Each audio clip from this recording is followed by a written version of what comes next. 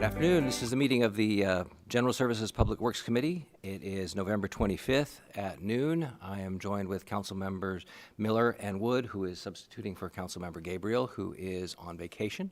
So we have three items on the agenda. The first item is from the wastewater system. We have Mr. Anderson from wastewater. How you doing? Good, good. Thank you. It's a pleasure to spend some time this afternoon with you on our Thanksgiving week. So I am going to bring forward to you today, and just in preparation to bring it to council next week, a discussion about our 2024-2025 wastewater collection system capital improvements. So just again, the collection system, for those that aren't familiar out there, is the part of the pipes of the wastewater system, not the treatment plant, but every year we spend a little bit of money to maintain our collection pipes. And specifically, this decision will be to approve the agreement with our engineering firm to help us designing a couple of projects. The total cost of these is $260,200. Our budget for this work this year is $600,000. A reminder that we have a recurring budget of more than that typically. It's more like $850,000 or $900,000. This year was pared down to $600,000 because we were paying for last year's. we had a larger project last year, so we pared down the budget this year to keep everything in line and make sure our rates can cover everything. So the driver behind these projects, there's two projects, is the increased flow that we're seeing in the Mill River Basin. And I'll go into this a little bit more, but we have previously collected a surcharge for Mill River. And as well, we have capacity limitations along US 95, and that's preventing future development. So I'd like to just show you quickly what it is these projects are. So Mill River is this black symbol in the middle here. That is a lift station that services this oranged area. It will service the rest of these items or the rest of these non-orange items over here as well once they're eventually annexed into the city. But we have a lift station over here. We use gravity most of the time in our collection system. We prefer to use gravity, but over here it's just a low spot. So all the flow collects to the lift station where it then pumps up along Celtice to about the Honda dealer or so. At the Honda dealership, it transitions to gravity and flows via gravity to us. This area here was obviously it's seen recent development and it's anticipated to receive more development in the future, and we knew that. ITD is pretty possessive about their right-of-way, and they try not to allow anybody to build out in their right-of-way. So we are off 20 feet or so off the road in the grass area. It is currently servicing this orange area without issue, but if we were to get future development, let's say this area here, the reason it's not orange is because it's not in the city. Same over here, this is also not in the city. If those areas were to, if they were to tie into the pipes, this would not be able to handle that capacity. So in this particular case, we're looking at alternatives. One of them is, do we upsize this line? Do we put in a parallel line next to it? Or could we cross 95 and tie in over, we have got a new line that runs down Government over here. Could we tie into that? Just to explore those options to see where that will go. As far as implementation of it, construction, it'll be designed this year. This is, again, for the engineering design of it. The actual construction is not planned immediately because it's not immediately needed right now. We would probably look at splitting that, let's say, with any future developers, maybe coming to some sort of an agreement where the future developer would pay for a portion of that upgrade cost. But we wanted to have the shovel-ready plans to say, okay, this is what it is, and the engineer said it will be X. We're looking for you to pay a portion of that. As far as our budget this year, you can see this engineering service is taking up the lion's share of it. If this was our $600,000 budget, blue is what we have in engineering services. So there's not a lot left in the red area. So if we can do the Mill River surcharge, we did, or the Mill River improvement project. We will be doing that this year. We have $450 or so thousand that we've collected over the last, historically, to cover the cost of that. But again, this year's budget only has less than that remaining. Boy, I wish I could have done that math real quick. $340,000 remaining in this year's budget. So that may happen this year, or it may be postponed until next year. And with that, I would take any questions you may have on these projects. Any questions? Mr. Chair? Mike, just a quick question on the fee. Is that a one-time fee per dwelling? Yes, so we'll collect a cap fee, as everybody's familiar with, that pays for the overall infrastructure, your buy-in to the system. These surcharge fees are paid at the same time as your cap fee. So it's a one-time fee that you pay, and it's intended for a specific purpose, in this case, upgrading the Mill River lift station. And how do we determine that fee? Is it a large enough fee?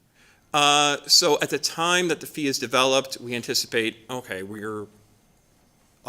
go by current cost, obviously, and then we'll determine, for example, I'm going to be bringing forward a fee coming forward in December to council for 2 fees, actually, for the Coeur project that came in off Hutter. And the way we're developing that is we have an engineer. We know the problem. In this case, it's a pump. We need to upsize the pump station. And at the time, we'll discover, okay, what's the cost of upgrading these pumps? And it's $1 million. And we figure out, okay, how many people are we anticipating coming in here? It's 1,000 people. So it's just simple math and charge everybody appropriately. One more, Mr. Chair? Please. Mike, you didn't mention, but it's in our packet, but just for the audience's sake, JUB did go through an RFQ. Yes, good question. So they have gone through an RFQ, and they were, the original agreement was for whoever won that original RFQ, for them to have a 10-year, it would be an up to 10-year agreement, which is what I believe that the state code could allow, for them to be annually, if they're performing well, to design our sewer infrastructure, that annually we could renew it, as we are now. And this is year 6, but actually we're not going to continue on with this next year, not because we're not satisfied with JUB, they've been fantastic, but really just to figure like 10 years is a long time. So we're going to open it up probably for another RFQ next year. We weren't prepared for that this year, but we've been extremely satisfied with the work that JUB's been doing with us. Great. Thank you. Any questions, Kiki? Just a couple. Actually, that was one of mine, so thank you on the RFQ. Just curiosity here, and you said you're bringing it forward for Coeur. How are these residents, like at Mill River, did they know when they bought in there that they were going to be assessed for this capital improvement? And how will the Coeur residents know that there will be an assessment there should that pass? It gets paid at the time of permitting. So it's not like, here's your first wastewater bill. Oh, and by the way, here's a $450 bill for the Mill River at the time of permitting. So when you're building the house, it's known. Okay, so, but not at the sale of, or like at Mill River. So Like a developer purchasing the property, you mean? Yeah, I'm just going, do they know that? They don't know until they go in to build that there's an actual fee assessed to this property. Is that what I'm hearing? That is correct. So let's just say with the Coeur, that was part of the development/annexation agreement.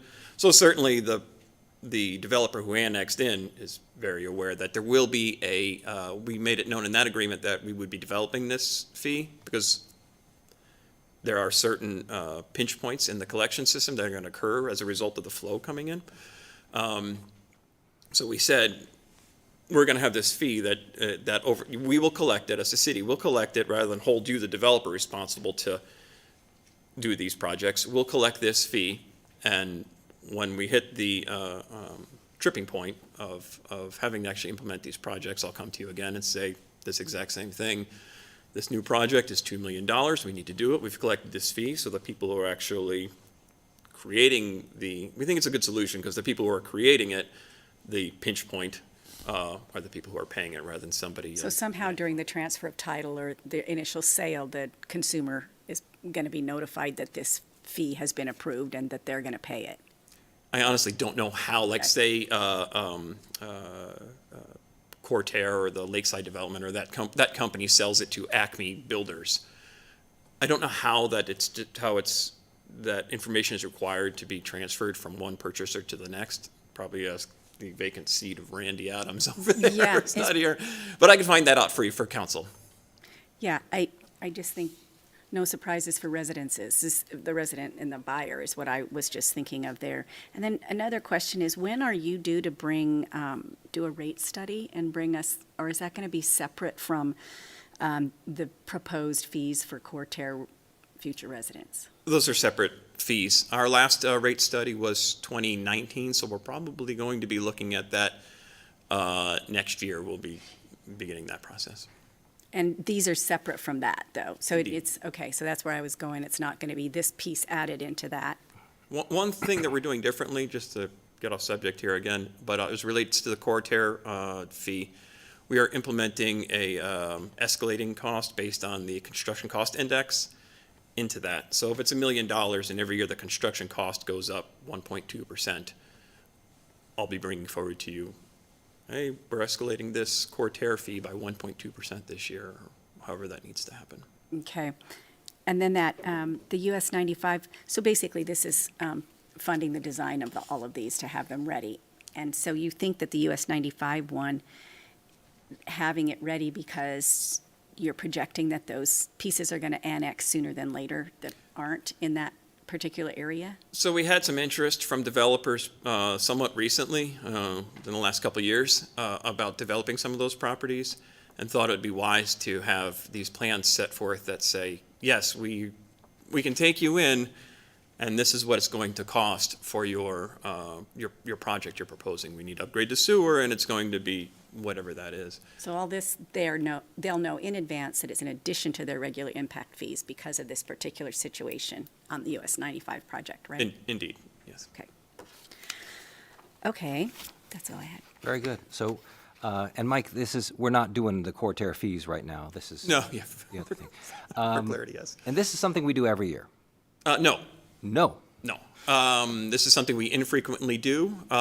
We had a Hutter fee when we were planning on, With the fee or the engineering? Is this the engineering, I'm sorry, the engineering we do, yes, every year. So this is, I mean, when it says the capital improvement, this is what you bring to us every year and say, we're going to be rehabilitating this pipe, this is just an ongoing maintenance of the system.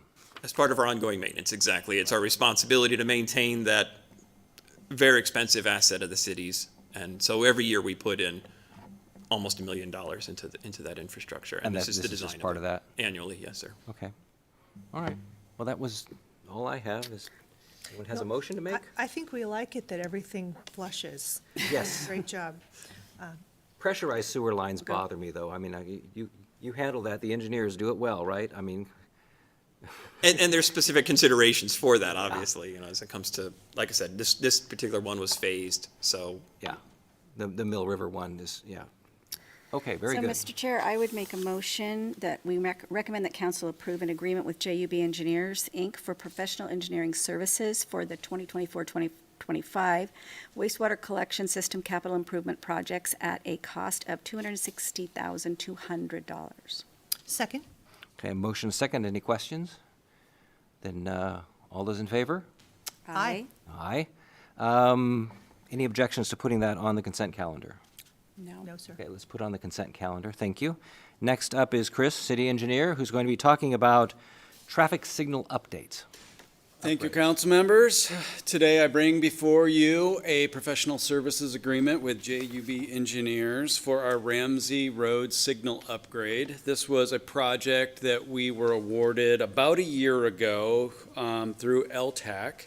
And it is for about $1.3 million in signal improvements along the Ramsey Road corridor, going from Dalton Avenue up to Prairie Avenue. This one is especially important because it puts a new signal in at Wilbur Avenue. We know it's needed, and this grant money came along just in time for us to take advantage of that. Along with this project, not only will we be upgrading the signal equipment, but we'll be doing ADA upgrades and then coordinating the signals. We don't know that this is going to be enough money to do it all, but we're going to do as much as we can. And if we have to put in some of our own, maybe it'll be worth it, but we will definitely be coming back to you at that time. So with that, I would stand for any questions. Any questions for Chris? I do, Mr. Chair. Christie? Chris, this grant's amazing, long overdue and needed. So you said the signals will be coordinated. Any chance that'll be a priority? Coordinating the Yeah. signals? Yes, yeah. We're trying to do that with all of our new signal projects, like we are doing with Government Way over this winter and going into the Ramsey Road project.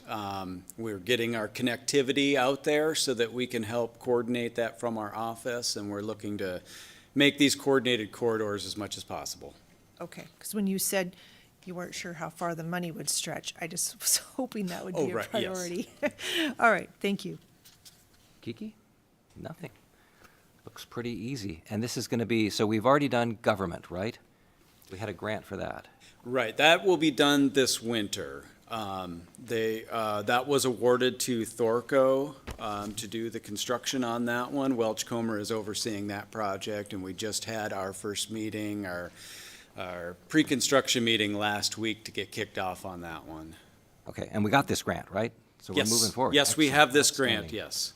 Cool. And what's, just to pick up the cat here for a second, how about Atlas? Where are we on Atlas? Which atlas are you? Are we going to be redoing Atlas? I thought that was on the Oh, plan. yes, we do have that. That is on the STIP, so that's a few years out still. Okay, Yes. all right, just checking, because it'd be really cool if we could just move from like east to west, you know, fixing all this stuff and getting it up. And I'm happy you guys got the grant, so. We'll keep looking for money. Very good. Keep that up. I will entertain a motion on this item. Mr. Chair, I make a motion to recommend council approve an agreement with JUB Engineers for Ramsey Road signal upgrades. Second. Any discussion on the motion? All those in favor? Aye. Aye. Okay, and without objection, we can put that on the consent calendar as well? Thank you. And finally, thank you, Chris. Thank you. We have Adam from our recreation superintendent making his first presentation as a recreation super Nintendo. Yes. And you're going to be talking about our American Legion baseball agreement. Yes. Outstanding. So, bringing forward, it would basically just be a renewal for the American Legion baseball program to reserve Ramsey Park, or Thorco Field at Ramsey Park, I guess we'll just call it Ramsey Park. This agreement, instead of being 2 years like they've been in the past, we actually are proposing a 5-year agreement with a 5% increase each year. So the first year starting at, I think, $2,465 and change, and then it would go up 5% each year until the end of the agreement.